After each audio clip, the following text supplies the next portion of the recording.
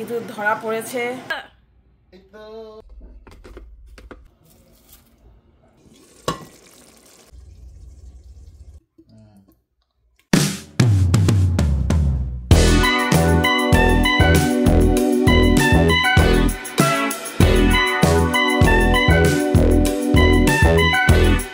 নমস্কার, সবাই কেমন আছেন?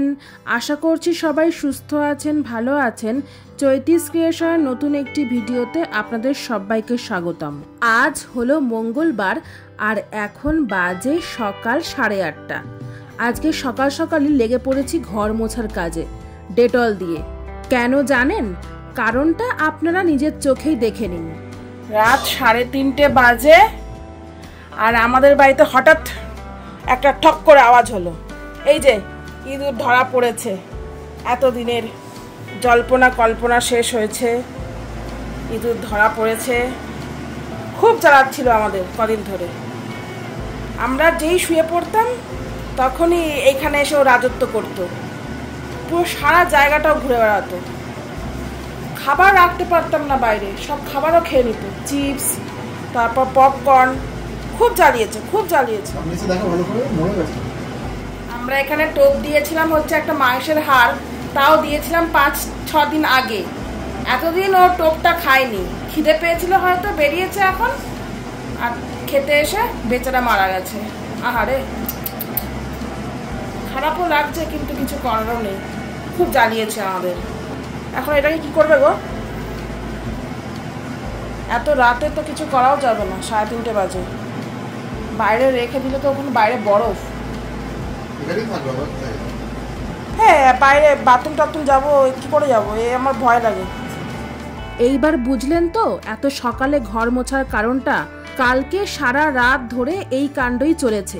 কালকে অত রাতে তো আর ইঁদুরটাকে তোলা হয়নি, তাই আজকে ওকে তাড়াতাড়ি বললাম ইঁদুরটাকে ডাস্টবিনে ফেলে দিয়ে এই ঘরের ডাস্টবিনের প্যাকেটটা শুদ্ধ মেইন ডাস্টবিনটায় ফেলে আসতে বাইরে।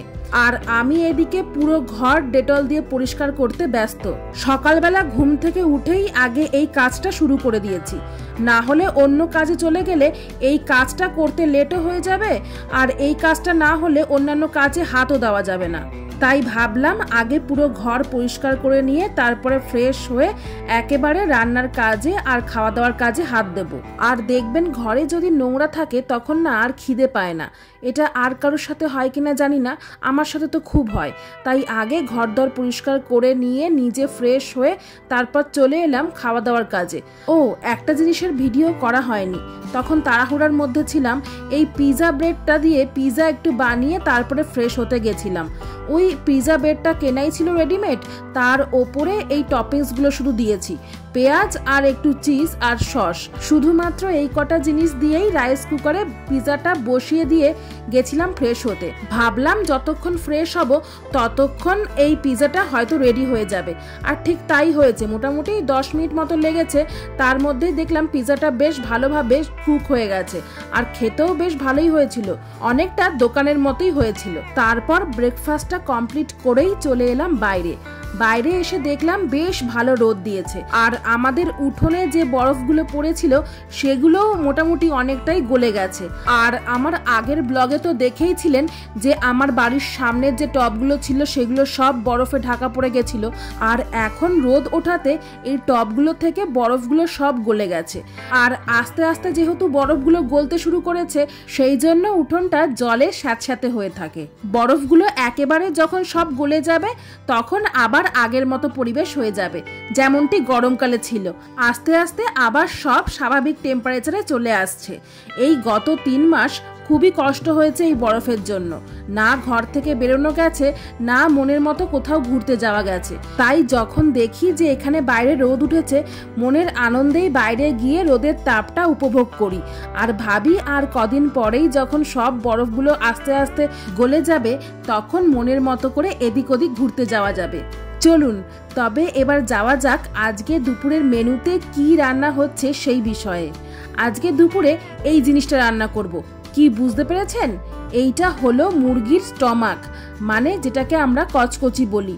আগের দিন যখন এখানকার নো ফ্রিজ সুপারমার্কেটে বাজার করতে গেছিলাম তখন এই স্টমাকগুলো নিয়ে এসেছিলাম ওই 1 LBর কাছাকাছি, মানে ধরুন ওই 500 গ্রাম।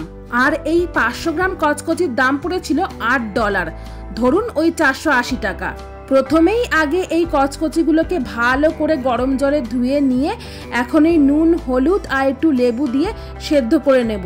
আসলে এর মধ্যে তো অনেক জীবাণু থাকতে পারে, সেই জন্যই গরম জলে একটু সেদ্ধ করে নেওয়া আর কি। অনেকেই হয়তো এই মুরগির স্টমাকটা ফেলে দেন বা অনেকেই হয়তো আবার খান, তবে আমি এই কচকচিটা খেতে খুবই ভালোবাসি। মুরগির মাংসর থেকেও বেশি ভালোবাসি এই মুরগির স্টমাকটা। আর এই পাশে মুরগির স্টমাকটা রান্না করার জন্য সব মশলাপাতিও গুছিয়ে নিয়েছি। এই রান্নাগুলোতে পেঁয়াজ, রসুন, আদা একটু বেশি করে দিলেই খেতে টেস্ট হয়। অনেকটা মুরগির মাংসের মতোই কষা কষা করেই রান্না করব। সেই জন্য একটা আলুর মতো বড় পেঁয়াজ নিয়েছি, আর তার সাথে একটা হাফ পেঁয়াজ নিয়েছি, আর তার সাথে একটা গোটা রসুন আর একটুখানি আদা, তার সাথে কাঁচা লঙ্কা, টমেটো তো থাকবেই মাংস রান্নায়। আর তারপর এক চুটকিতে সব মশলাগুলো কেটে নিয়েছি। এর মধ্যে থেকে শুধু পেঁয়াজটাই তেলের ওপরে ভাজবো, আর বাদবাকি সব মশলা মিক্সিতে বেটে নেব। মশলাপাতিগুলো জোগাড় করতে করতে দেখলাম যে এদিকে আমার স্টমাক সেদ্ধটাও বেশ ভালোভাবে হয়ে গেছে। এবারে শুধু ঝুড়ির মধ্যে স্টমাকগুলোকে ফেলে জলটা ঝরিয়ে নেব।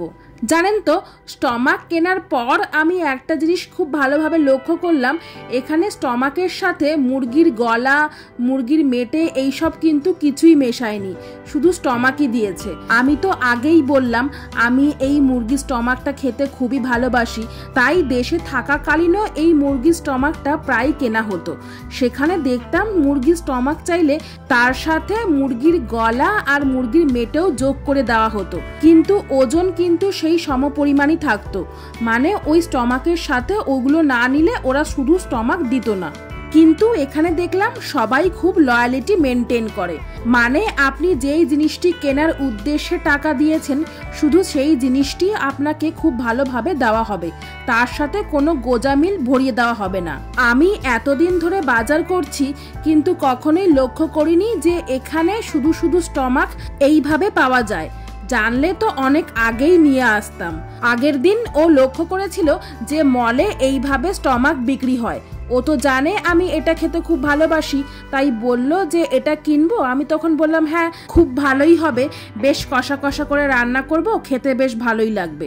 এদিকে মশলাপাতিগুলোও মিক্সিতে বাটা হয়ে গেল, আর আমি ওই চপার বোর্ডটাও ভালো করে ধুয়ে একবারে গুছিয়ে তুলে রাখলাম।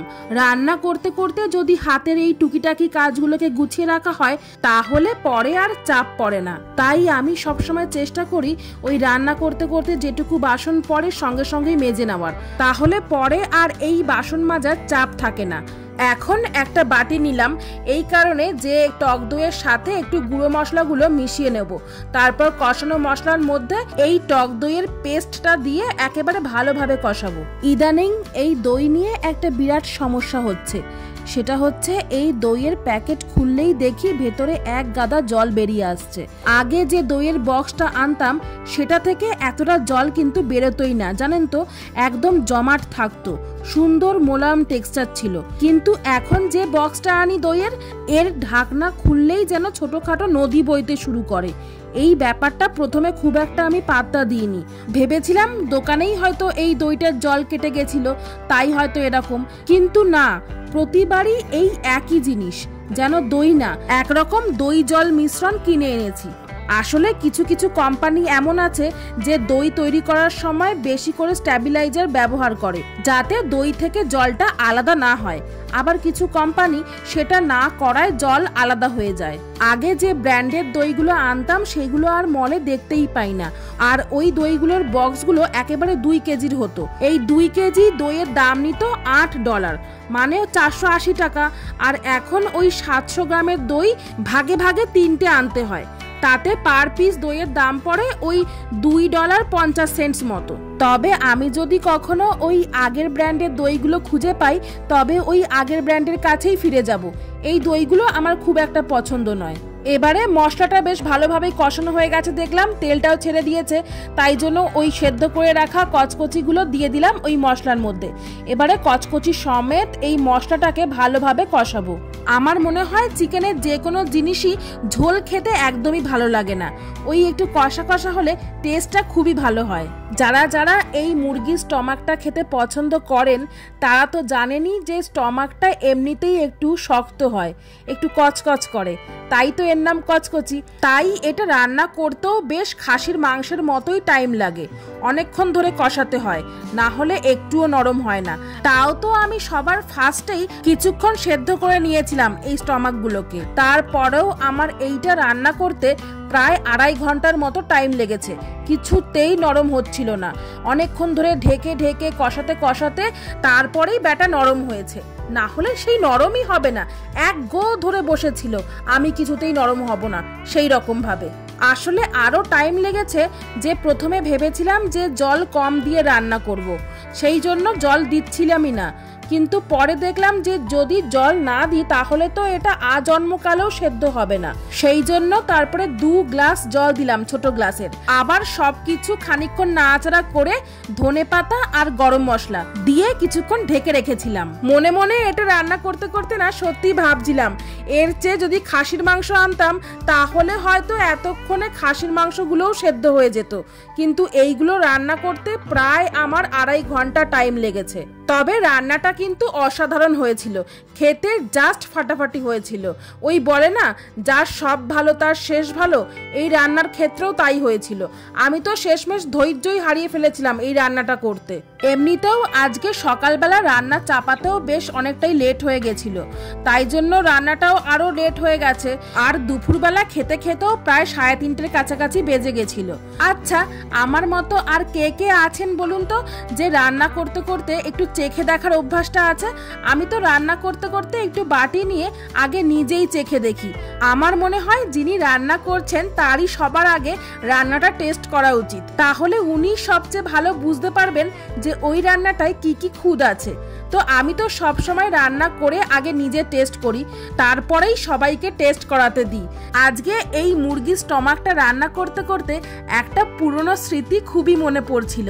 সেটা হচ্ছে ছোটবেলায় যখন মা বাবা কেউই বাজারে যেত মুরগির মাংস আনতে, তখন আগে থাকতে বলাই থাকতো যে মুরগির মাংস আনলেই 2টো স্টমাক আনতেই হবে, না হলেই খেতে বসে আমার আর আমার ভাইয়ের মধ্যে যুদ্ধ শুরু হয়ে যেত, কারণ আমাদের 2 ভাই বোনেরই এই ডিশটা খুবই ফেভারিট। যাই হোক, এখন রান্না করার সময় সেই সমস্ত দিনের কথা খুব মনে পড়ে। তো আজকের মতো আমার দুপুরের লাঞ্চের মেনু রেডি হয়ে গেছে, এই যে কষানো মুরগির স্টমাক।